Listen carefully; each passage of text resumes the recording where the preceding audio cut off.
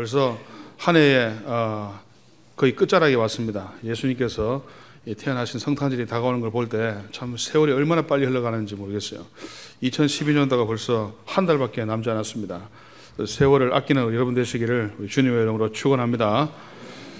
오늘 말씀은 이렇게 좋은 성탄과는 조금 그런 반대되는 무거운 주제를 가지고 말씀을 드리도록 하겠습니다.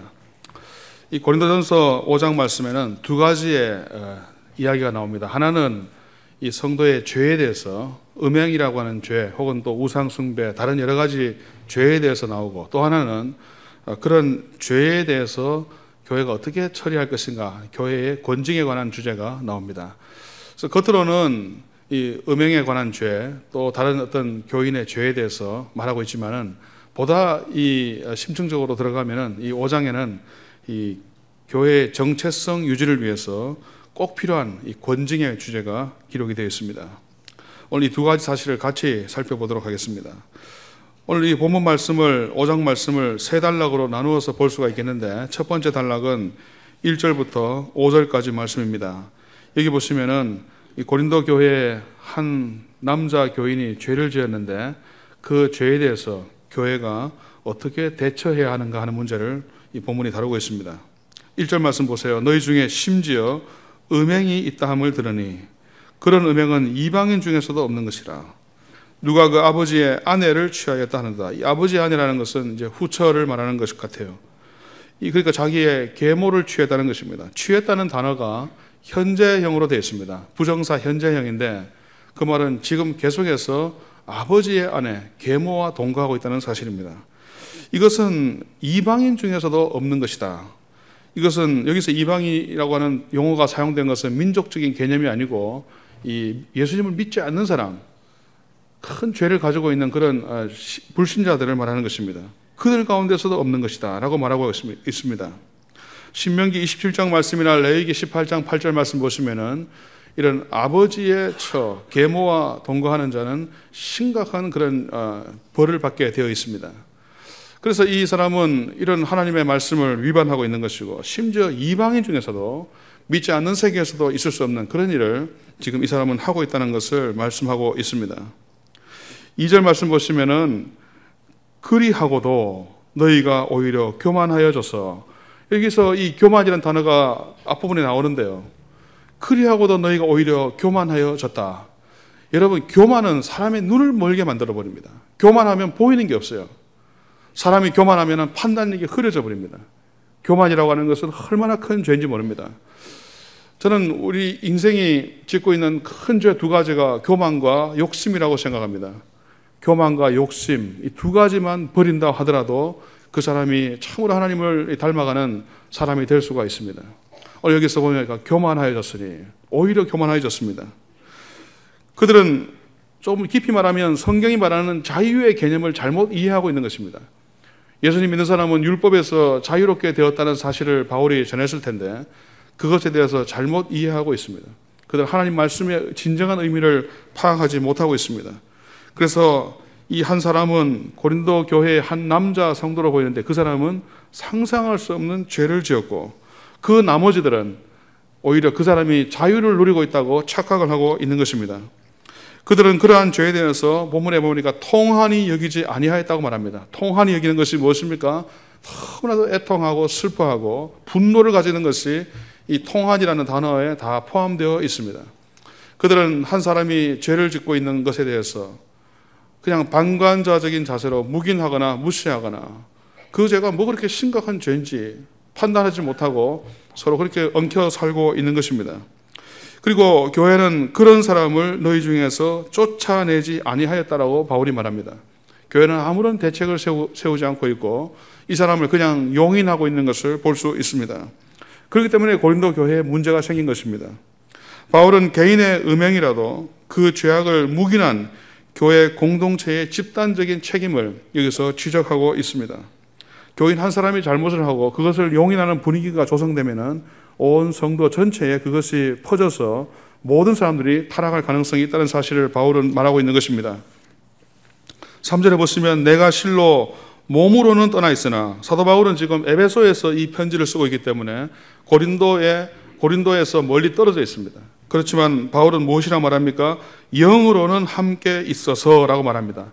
영으로 함께 있다는 말은 해석의 가능성이 두 가지가 있는데, 하나는 바울이 신비한 능력을 가지고 그 고린도 교회 상황을 다 알고 있다는 뜻이고, 또 어떤 사람은 말하기를 바울이 글로의 집 사람들로부터 들은 사실을 지금 알고 있기 때문에 그것을 이런 식으로 표현했다고 보는 사람도 있습니다. 어느 견해를 취하든지 간에 바울은 고린도 교회의 상황을 자세히 다 알고 있었습니다. 바울은 여기서 뭐라고 말합니까? 이런 일 행한 자를 이미 판단하였노라. 이것은 사도 바울의 사도적인 권위를 가지고 그 사람을 심판했다는 뜻입니다. 사도 바울은 이미 그 사람에게 문제가 있다는 사실을 심판했다, 판단했다고 말합니다. 그리고 그 사람의 죄에 대해서 아무런 통한이 여기지 않는 자들, 고린도 교인 전체에 대해서 바울은 이미 판단하였는 것이고, 더 나아가서 교회가 아무런 개념도 없이 권증과 치리라고 하는 것이 없이 이 죄를 그냥 묵인해주고 용인해주는 이런 그 나쁜 행태에 대해서 사도 바울은 이미 판단했다고 말합니다. 그리고 4절과 5절 말씀 보시면 더 나아가서 보다 좀 더 깊이 말합니다. 주 예수의 이름으로, 사도 바울은 예수님의 이름이라고 하는 그 예수님의 권위를 가지고 말합니다. 너희가 내 영과 함께 모여서, 바울은 혼자서 말하는 것이 아니고 혼자서 판단하는 것이 아니라 온 성도들과 함께, 주님의 자녀들과 함께 무엇을 판단합니까? 우리 주 예수의 능력으로. 이 능력이라고 하는 단어는 단순하게 주 예수의 이름이 반복된 것이 아니고 실제적인 능력을 말하는 것입니다. 교회가 매면 하늘에서도 매이고 교회가 풀면 하늘에서도 풀립니다. 그래서 교회에서 벌을 주는 것은 하나님께서 벌 주시는 것과 같은 효력을 가지고 있습니다. 이런 자를 사탄에게 내어 주었으니, 이 말은 아주 강한 표현입니다. 죄 지은 자를 사탄에게 던져 주었다. 사탄은 이 세상 신입니다. 교회 밖으로 추방하는 것을, 출교하는 것을 사탄에게 내주는 것이라 볼 수 있습니다. 이는 목적이 나옵니다. 무엇입니까? 육신은 멸하고, 육신은 멸하고의 정확한 의미는 육신의 정욕은 멸하고 영은 주 예수의 날에 구원을 받게 하려 함이라. 궁극적으로 그 사람이 주 예수의 날에, 마지막 심판의 날에 구원을 얻게 하기 위해서 이렇게 했다는 것입니다. 다시 말해서 교회에서 한 사람을 잘못 범죄한 한 사람을 치리하거나 권징하고 한다고 하는 것은 그 사람의 죄의 정욕이 죽게 만드는 것이고, 그 사람이 진정으로 회개하고 돌이켜서 궁극적인 구원을 얻게 하기 위해서 이런 일을 한다는 것입니다. 치리의 목적은 그 사람을 파괴시키고 멸망시키는 데 있지 않고 그 사람을 구원하는 데 있습니다. 권징의 목적은, 교회가 어떤 사람에 대해서, 범죄한 사람에 대해서 벌을 주는 목적은 교회 전체에 어려움을 가져오기 위한 것이 아니라 교회를 보다 정결하고 구별된 공동체로 만들기 위해서 하는 노력입니다. 그래서 개혁자들은 참된 교회의 표지를 말하면서 거기에다 권징을 넣었습니다. 말씀과 성례와 권징이 있는 교회가 참된 교회라고 그들은 생각했던 것입니다. 여러분, 권징이 없다. 권징이 없는 것은 그 교회의 정체성을 이미 다 버렸다고 하는 뜻입니다. 여러분, 집안에, 가정에서 여러분들이 쓰레기 같은 것이 막 있으면 그냥 놔두지 않습니다. 반드시 그걸 치웁니다. 더러운 물질이 있으면 그걸 반드시 닦아냅니다. 교회에서도 마찬가지입니다. 죄가 교회 안에 들어오면 그 죄를 반드시 닦아내고 없애버려야 됩니다. 그래야 다른 사람들에게 그 폐가 가지를 않습니다. 이것이 바로 권징입니다. 권징한다고 하는 것, 벌을 준다고 하는 것은 그 사람 자체를 망하게 만들고 부끄럽게 만드는 것이 아닙니다. 그것은 그 사람을 진정으로 구원해내기 위해서 주는 것입니다. 만약 교회가 주는 권징을 거부하고 도망가 버린다든지 혹은 권징에 대해서 순종하지 않으면 그 사람은 영원히 돌아올지 못할 수도 있습니다. 하나님께서 엄청난 심판을 내리기 전에 교회에서 주는 그 벌에 대해서 달게 받고 감사하게 생각하고 돌이킬 수 있는 기회가 되어야 됩니다. 그리고 모든 그 성도들은 이러한 권징이 교회에서 시행될 수 있는 그런 분위기를, 문화를 만들어 가야 합니다. 그리고 권징을 시행하는 사람은, 제가 금요일에도 이 권징에 대해서 말씀을 드렸습니다만, 권징을 시행하는 주체는 당회원들인데, 당회원들은 참으로 높은 영성과 도덕성을 가지고 엄청난 책임감과 부담감을 가지고 이런 일을 해야 되는 것입니다. 그래서 여러분, 교회가 교회답다고 하는 것은 말씀이 바르게 선포되는 교회이고, 성례가 정확하게 은혜롭게 집행되는 교회이고, 이 권징이 공의롭고 정확하고 또 하나님 앞에서 조금 더 부족함이 없이 집행되었을 때, 시행되었을 때 그 교회를 참된 교회라고 말할 수가 있습니다. 근데 우리나라 교회뿐 아니고 외국의 교회도 이 권징이 잘 시행이 안 됩니다. 말씀도 잘 전하고 성례도 잘 하는데 이 죄를 지은 사람에 대해서 벌을 주는 것은 쉽지가 않아요. 교회를 옮기면 된다는 생각, 또 교인 한 명을 붙잡아야 된다는 생각, 또 벌 받는 사람이 벌 주는 당신들은 뭘 잘했길래 우리에게 벌을 주느냐고 그렇게 벌 주는 사람의 권위를 인정하지 않는 그런 풍토들이 다 있기 때문에 이 벌을 주고받는 것이 쉽지가 않습니다. 심지어 이것에 대해서 논의하는 것도 부족합니다. 세상의 재판에 대해서는 판례라는 것이 많이 발전해 있습니다. 그래서 우리가 어떤 판례가 아주 중요하죠. 재판할 때. 판사가 결정할 때 판례에 따라서 기본 법이 있지만은 그 판결의 예를 아주 존중해서 그런 것들을 고려해서 법을 줍니다. 교회는 판례가 많이 없어요. 어떤 죄에 대해서 어느 정도의 벌을 주고 어떻게 처리할 것인지에 대해서 케이스가 별로 없습니다. 아까 얘기했듯이 실용주의적이고 성장지향적이고 또 그냥 좋은 게 좋다고 서로 묻어가는 권위에 대한 인정하지 않는 그런 문화가 팽배해 있기 때문에 이런 권징에 대한 논의가 광범위하게 이루어지지가 않았습니다. 교회 역사상 과거에 권징이 아주 엄격하게 시행됐던 때가 있었습니다. 그때마다 부흥이 있었어요. 놀라운 사실입니다. 그때마다 부흥이 있었어요. 사람들이 많이 회개했습니다. 돌아왔습니다. 오히려 교회도 성장했습니다. 그러나 좋은 이야기만 하고 그냥 입에 듣기에 그냥 다른 이야기만 하다 보면은 이 권징에 대한 것이 다 없어져 버리고 그냥 교인들에게 행복하십시오, 성공하세요, 승리하세요, 긍정적인 생각 가지세요 이렇게 살다 보면은 진정으로 성공하고 승리하고 긍정적으로 되는 것이 아니고 그 사람의 영혼이 나약하기 짝이 없고 그 교회는 죄에 대해서 아무런 감각도 없는 그런 무감각한 교회, 무마비된 교회가 되어버리는 것입니다. 그렇기 때문에 이 사도 바울은 권징에 대한 이 무거운 주제를 고린도 교회에다가 던집니다. 두 번째 단락은 6절부터 8절까지 말씀인데 여기서는 누룩은유를 말하면서 순결한 삶을 살아야 할 것을 요청합니다. 6절에 보시면 너희가 자랑하는 것이 옳지 아니하도다. 그들은 오히려 자랑을 하고 있습니다. 이것은 앞에서 사도 바울이 오히려 너희가 교만하여졌다는 말과 똑같은 말입니다. 그들은 그들의 처해 있는 상황에 대해서 심각하게 생각하고 있지 않습니다. 이방인 중에서도 상상할 수 없는 음행이 버젓이 고린도 교회 안에 있었음에도 불구하고 누구 하나 여기에 대해서 말하고 있지 않습니다. 당사자도 죄책감이 없고 교인들도 그냥 놔둡시다 이런 분위기고 교회 지도자들도 아무런 대책을 세우고 있지 않습니다. 단호하지가 않다 이겁니다. 여기에 대해서 사도 바울은 누룩이라고 하는 그런 매개체를 사용해서 교훈을 줍니다. 적은 누룩이 온 덩어리에 퍼지는 것을 알지 못하느냐. 조그마한 누룩이 부풀어 오르잖아요. 그거 모르느냐.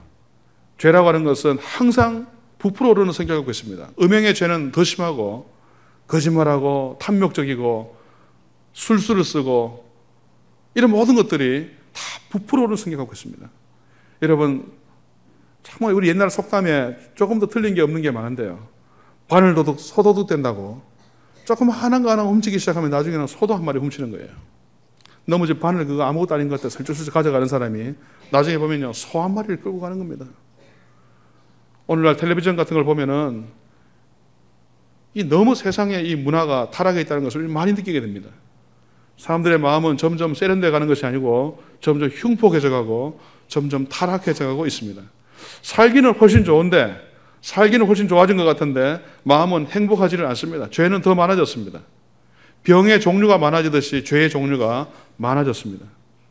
우리의 삶이라고 하는 것은 이런 죄에 대해서 심각하게 생각하지 않는 그런 문화 속에 살고 있기 때문에 위험합니다. 과거 고린도 교회가 이런 음행의 죄를 그냥 쉽게 짓는 것은 고린도 지역 자체가 아주 음란한 지역이기 때문에 그렇습니다. 오늘날 우리가 출토된 많은 그런 상들을, 동상들을 보면요. 남자 여자가 벌거벗고 서 있는 동상 있잖아요. 허연 거 그런 거. 그 상당수가 고린도에서 출토된 겁니다. 고린도의 사람들이 그 당시에 옷을 제대로 입고 다니지 않았다는 뜻입니다. 오늘날 우리 시대에도 보면 옷을 잘 입고 다니지 않습니다. 더 비싼 옷 같은데 옷에 옷감이 많이 들어있지 않는 그런 옷이 많습니다. 문제가 있습니다. 7절에 보니까 너희는 누룩 없는 자인데 원칙적으로 예수님 믿는 사람은 누룩이 없는 자입니다. 죄가 없는 자입니다. 이 누룩이라는 것은 성경에서 몇몇 경우를 빼고는 대부분 다 부정적인 이미지로 사용됐습니다. 죄에 대한 이미지로 사용됐습니다. 너희는 누룩 없는 자인데 새 덩어리가 되기 위하여 묵은 누룩을 내버리라. 우리의 유월절 양 곧 그리스도께서 희생되셨느니라. 바울은 말씀을 합니다. 너희는 원칙적으로 죄가 없는 자다. 그러나 새 덩어리가 되기 위하여 묵은 누룩을 내버리라. 우리의 신분은 죄가 없는 자지만 우리의 삶에 죄가 많습니다. 그래서 원칙적으로 죄가 없는 자인데 우리는 끊임없는 노력과 자기 반성과 성찰을 통해서 많은 자기 관리에 대한 그 투자를 통해서 우리는 누룩이 없는 자가 위해서 노력을 해야 돼요. 요즘 사람들이 뭐 취미생활 한다고 노력 많이 하고 또 뭐 한다고 노력하고 많은 걸 배우지 않습니까? 배운다고 노력하고 죄 안 짓기 위해서 노력하는 사람들이 많아져야 됩니다. 예수님 믿는 사람이 다른 거 좀 못해도 괜찮아요. 죄를 잘 짓는 거 문제가 많습니다. 죄에 익숙하면 안 됩니다. 딴 거 좀 못해도 죄를 짓지 않도록 노력해야 돼요. 다른 거 노력하는 것보다 죄 안 짓기 위해서 노력하는 거에 훨씬 더 많은 비중을 두고 시간을 두고 노력을 해야 됩니다. 자기 살을 깎고 뼈를 깎고 피가 마르는 고통이 그에게 있어야 됩니다.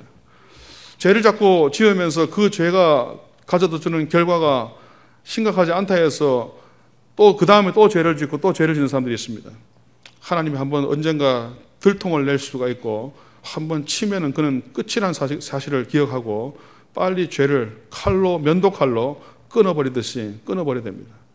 우리는 살면서 실패를 많이 합니다. 실수를 많이 합니다. 죄를 많이 짓습니다. 죄의 욕심이 우리에게 없을 수가 없습니다. 설교하는 저 자신도 역시 죄의 욕심 가운데 살고 있습니다. 그러나 하나님께서 보시는 것은 죄의 욕심이 있느냐 없느냐가 중요한 것이 아니라 그 사람이 얼마나 죄의 욕심과 싸워서 이기려고 전쟁을 하고 있느냐, 하나님 그거 보고 계십니다. 하나님은 항상 결과를 보시는 것이 아니라 그 사람의 마음 상태, 과정과 그 사람이 어떠한 일을 하고 있는지를 보고 계십니다. 그래서 우리는 적은 노력으로도 큰 일을 할 수 있도록 노력해야 됩니다. 적은 노력을 가지고도 최선을 다해야 된다. 사랑하는 성도 여러분, 이 말씀을 잘 기억하시기를 축원합니다. 죄 짓지 마세요. 여러분 가운데 지금 죄의 습관적인 그런 반복적인 삶의 모습 속에 있는 사람들이 있을 거예요. 빨리 청산하십시오. 버리세요. 칼같이 그냥 끊어버리시기를 바랍니다. 바울은 8절 말씀에서 계속해서 누룩에 관해서 말씀을 하고 있는데요. 바울이 여기서 표현을 이렇게 합니다. 묵은 누룩, 악하고 악의에 찬 누룩, 이런 두 표현을 씁니다. 묵은 누룩, 악하고 악의에 찬 누룩. 8절 중간쯤에 누룩이라고 하는 것은 죄입니다. 묵은 누룩, 악하고 악의에 찬 누룩, 이것이 우리 마음에 있다는 겁니다. 이거 빨리 버려야 됩니다. 마음 중간에 있는 그 누룩 버려야 됩니다. 하나님께서는 여러분들이 그거 버리기를 바라십니다. 하나님은 우리가 더 지성적이고 더 세련되고 더 잘 살기를 바라는 것이 아니라 이 누룩을 버리기를 원하고 있다 하는 사실입니다. 사람들은 막 잘 살아보려고, 행복해보려고, 그러면 그 돈 좀 더 벌어보려고 막 발악을 하고 발버둥을 치고 노력하지만 정작 얼마나 내가 거룩하고 성결하고 순결하고 하나님 보시기에 합당하게 사는 것에 대해서는 그렇게 많이 노력하고 있지는 않습니다. 이것이 우리가 죄인이라는 표시입니다. 이것이 이 시대의 사조입니다. 문화입니다. 교회도 그렇게 가고 있습니다. 교회도 말씀을 전할 때 보면 늘 그냥 좋은 이야기만 하다 보면 그냥 끝나버리는 거예요. 재미있고 듣기 좋고. 그러나 여러분, 사도 바울은 그렇게 하지 않습니다. 바울은 여기에서 그 고린도 교회의 그 환부들을 도려내는 그런 마음으로 직접적으로 아주 분명하게 구체적으로 사실을 언급하고 있습니다. 여러분, 사도 바울은 고린도 교회 상황을 떨어져 있지만 다 알고 있었어요. 우리 모두가 하나님께서 우리에게 주신 이 회개의 기회, 말씀을 들을 때 이 마음들을 가지고 우리의 죄를 다 없애버려야 돼요. 그렇게 노력할 수 있는 여러분 되시기를 바랍니다. 다들 죄가 많은가 얼굴이 푹 숙이고 부끄럽기도 하고. 주일은 얼마나 감사한지 몰라요. 하나님께서 주일을 주셨다고 하는 것은 재창조의 날로 주신 겁니다. 우리는 어제까지 지었던 죄를 오늘 이 시간에 예배 통해서 다 사함받을 수가 있고 새로 또 출발할 수가 있어요. 그래서 그리스도인들은 순간순간을 사는 사람들이지만 일주일 단위로 사는 사람들입니다. 주일은 재창조의 날입니다. 할렐루야. 새로 시작할 수가 있습니다. 마지막 세 번째 단락은 9절부터 13절까지 말씀인데, 이 세상 사람들의 죄, 또 교회 안에 있는 사람들의 죄에 대한 그리스도의 태도에 대해서 말씀을 하고 있습니다. 바울은 9절 말씀 보시면은 내가 너희에게 쓴 편지에, 너희에게 쓴 편지는 고린도전서를 보내기 이전의 편지입니다. 여기에 음행하는 자들을 사귀지 말라 하였거니와. 근데 이 말은 그 다음에 이제 나오는 내용은 뭐냐면 그 앞에 고린도 교회 성도들이 바울이 앞에 보냈던 편지의 내용을 잘 못 이해하고 있었습니다.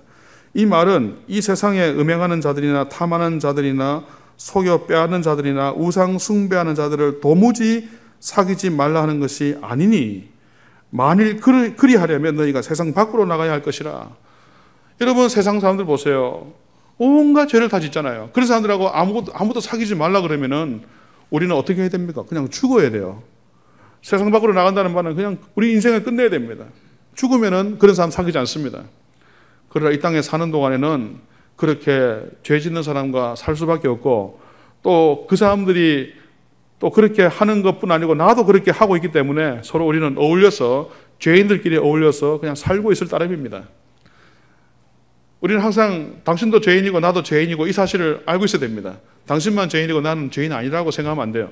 나만 죄인이고 당신은 죄인 아니라고 생각하는 것도 아닙니다. 그냥 피차 우리는 다 죄인인데 들키지 않았을 뿐이고 남들에게 적발되지 않았을 뿐입니다. 여러분, 하나님께서 주신 은혜가 바로 여기에 있습니다. 하나님은 끊임없이 우리에게 기회를 주셔서 우리가 세상에서 부끄러움을 당하지 않게 하기 위해서 하나님께서는 이 땅에서 사는 동안에 우리가 부끄러움 당하지 않도록 지켜주시는 분입니다. 하나님은 굉장히 신사적인 분입니다. 그래서 우리가 죄를 짓지만은 그것이 하나님의 은혜로 때로 발각되지 않을 수가 있습니다. 그러나 하나님이 종종 말씀하시는 내용은 무엇입니까? 감추어진 것이 드러나지 않을 때가 없다. 마음에 숨겨진 것들이 다 드러날 날이 있다는 사실입니다. 그렇기 때문에 우리는 어느 날 우리에게 임할 종말의 날을 늘 기억하면서 바르게 살아가야 하는 것입니다. 10절에 나오는 죄의 목록들은 11절 말씀에 또 반복됩니다. 이제 내가 너희에게 쓴 것은 만일 어떤 형제라 일컫는 자가, 즉 교인이라 하는 사람이 음행하거나 탐욕을 부리거나 우상 숭배를 하거나 모욕하거나 술 취하거나 속여 빼앗거든 어떻게 해야 됩니까? 사귀지도 말고 그런 자와는 함께 먹지도 말라. 왜냐하면 그런 사람과 함께 사귀고 먹다 보면은 같은 죄를 지을 수가 있기 때문에 그렇다는 것입니다. 우리가 어린아이들 보고 친구 잘 사귀라고 늘 얘기하지 않습니까? 친구 잘 사귀라고. 어른들 중에서 보면 친구 잘 못 사귀는 사람 많아요. 죄인들과 함께 그 자리에 앉아서 즐기는 사람들이 있습니다. 여러분, 죄인의 자리에, 오만한 자의 자리에 가지 마세요. 그런 모임에 참여하지 마십시오. 연말이 되면은 송년회 한다고, 막년회 한다고 막 또 흥청망청 먹고 마시고 즐겨라, 부어라, 마셔라, 먹고 죽자, 먹고 죽으면 어떻게 하려고 그래요, 그러다가. 여러분, 이 연말에 들뜨지 마시기를 바랍니다. 항상 우리는 마귀의 공격에 노출되어 있습니다. 우리는 갑옷을 입고 있지 않습니다. 늘 노출되어 있습니다. 마귀가 언제 우리를 치명적으로 위협할지 몰라요. 죄의 유혹은 누구에게나 다 있어요. 우리가 죽으면 없어요. 그러나 살아있으면 죄의 유혹을 받습니다. 사람은 그리고 누구든지 죄의 유혹을 견뎌낼 사람이 없습니다. 그 자리에 안 가는 것이 좋고 도망가는 것이 제일 좋습니다. 형제라 일컫는 자가 그런 죄를 지었을 때 사귀지도 말고 그런 자와는 함께 먹지도 말라라고 말씀을 합니다. 12절과 13절 말씀 보시면은 심판에 대한 말씀인데 사도 바울이 교회 밖에 있는 사람과 교회 안에 있는 사람을 분명히 구분합니다. 교회 밖에 있는 사람들, 비신자들은 우리가 알 바가 아니다. 그래서 하나님이 직접 심판하신다. 사실을 말합니다. 그리고 하나님이 심판하시면 그들은 멸망할 수밖에 없습니다. 하나님의 심판은 돌이킬 수 없는 심판입니다. 두 번 다시 반복되지 않습니다. 끝입니다. 그러나 교회 안에 있는 자들에 대해서는 바울이 교회의 사람들이, 교회가 판단해야 된다 한 사실을 말합니다. 신자들은 교회가 그들을 판단해서 그들로 하여금 영원히 멸망하지 않도록 도와줘야 됩니다. 교회의 치리는 신자들로 하여금 회개하고 구원받게 하려는 목적을 가지고 있습니다. 교인들은 교회의 치리를 통해서 회개하고 회복될 수가 있습니다. 사랑하는 성도 여러분, 그렇기 때문에 우리에게 고통이 오는 것을 감사하시기를 바랍니다. 고통이 없으면 그 사람은 발전이 없습니다. 고통이 없으면 그의 영성이 깊어지지가 않습니다. 엄청나게 많은 그런 고통이 오고 고난이 오고 어려움이 와야 그가 발전할 수가 있습니다. 고통 없는 사람은 성장하지 않습니다. 이것은 분명한 진리입니다. 고난이 없다. 경건하게 살고 있지 않다는 뜻입니다. 경건하게 살고자 하는 자는 고난을 받으리라고 성경이 분명히 말씀하셨기 때문입니다. 고난이 없고 평안하기만 하고 만사가 너무 좋다고 하는 것은 옳지 않습니다. 우리는 어려움 가운데 나중에 어려움을 이겨내고 난 후에 그 다음에 하나님이 주신 은혜 가운데 형통할 수가 있습니다.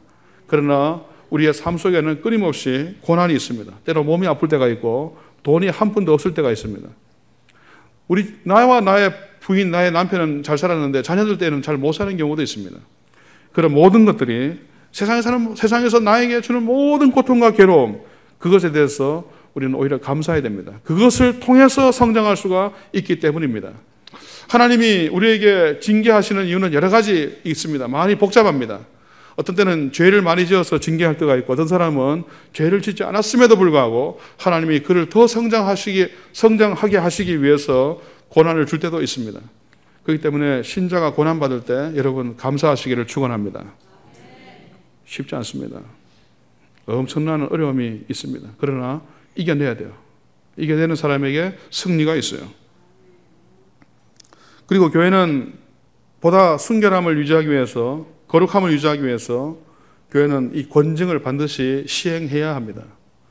권증을 시행하는 사람들은 제가 금요일날도 말씀드렸고 또 한 2주 있다가 또 금요일날 또 웨스트민스터 신앙고백에서 또 나옵니다만은 참으로 기도 많이 해야 돼요. 엄격하게 자기 스스로를 관리해야 됩니다. 그러나 권증을 받는 사람들 입장에서는 그 권증에 대해서 감사하게 생각해야 돼요.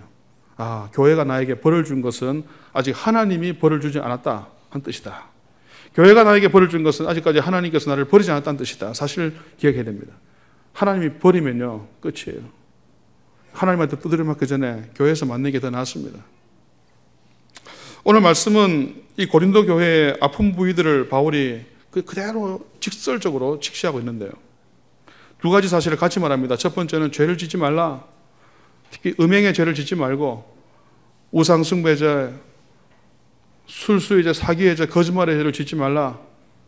죄를 짓지 말라. 그 사실을 아주 강하게 말합니다. 표현들도 아주 강합니다. 2번째, 그런 사람들을 너희 중에서 내쫓으라. 13절 제일 끝에 보세요. 이 악한 사람은 너희 중에서 내쫓으라. 벌을 주란 뜻입니다. 벌을 줌으로써 그는 벌을 받고 그 다음에 하나님 앞에서 회개하고 돌아올 수 있기 때문에 하나님께서 이렇게 말씀하는 것입니다. 오늘 말씀을 마칩니다. 첫 번째 사실, 죄 짓지 마세요. 이번 한 주간도 여러분이 밖으로 나가서 세상 사람들과 부대끼며 삽니다.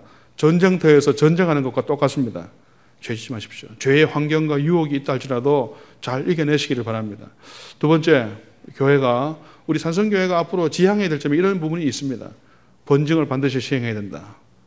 그래서 교회의 순결을 유지해야 된다. 모든 사람들이 죄에 대해서 경각심을 가질 수 있게 해야 된다.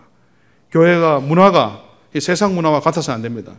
여기서 죄를 짓고 사람들에게 피해를 끼치고 또 자기 자신의 그 부족함도 모른 채 교만하고 그것이 옳다고 생각하는 자에 대해서 벌을 내리는 것이 마땅합니다. 교회가 벌을 내리면 하나님도 같이 벌을 내리시는 겁니다. 우리가 매면 하늘에서도 매이고 교회가 풀면 하늘에서도 풀립니다. 교회는 이렇게 중요하고 권위 있는 기관입니다. 주 예수의 이름과 능력으로 이 일이 일어나게 되는 것입니다. 순결한 삶, 순결한 교회가 될 수 있기를 주님의 이름으로 축원합니다. 기도합시다. 사랑하는 주님, 감사합니다. 우리는 참으로 죄를 많이 짓고 부족한 것이 많음에도 불구하고 주님은 주 예수님의 피로 우리를 용서하셨고 또 우리가 회개할 때마다 용서해 주시는 사랑의 주님, 감사합니다. 주님, 우리가 이 세상에서 싸워 이기게 하여 주시옵소서. 죄와 싸워 이기되 피 흘리기까지 싸워서 이겨서 하나님께 영광 돌려드리는 우리 모두가 되게 하여 주옵소서. 우리 산성교회가 참으로 교회로서의 순결한 교회로서의 정체성을 늘 유지할 수 있도록 성령이 역사하여 주시옵소서. 예수님의 이름으로 기도하옵나이다. 아멘.